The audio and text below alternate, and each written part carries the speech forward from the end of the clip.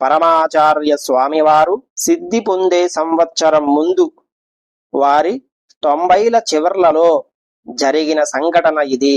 మహాస్వామి వారు అక్కడ ఉన్న శిష్యులతో చిదంబరంలో ఉన్న శ్రీ నటరాజస్వామి గుడికి వెళ్లాలని, స్వామి దర్శనం చేసుకోవాలని ఉందని చెప్పేవారు.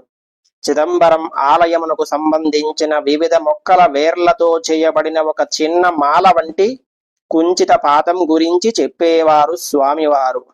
ఇక్కడ ఉన్న చిత్రంలో స్వామివారు తల మీద ధరించి ఉన్నది మీరు చూడవచ్చు.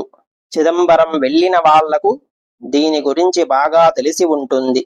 కుంచిత పాతమును దర్శిస్తే ఆ వ్యక్తికి ఉన్న రోగములు అన్నీ నయం అవుతాయని, మోక్షం ప్రసాదించబడుతుందని అందరి విశ్వాసము. స్వామివారి మాటలు విన్న శిష్యులు విచారంతో కొంత ఆందోళన చెందారు.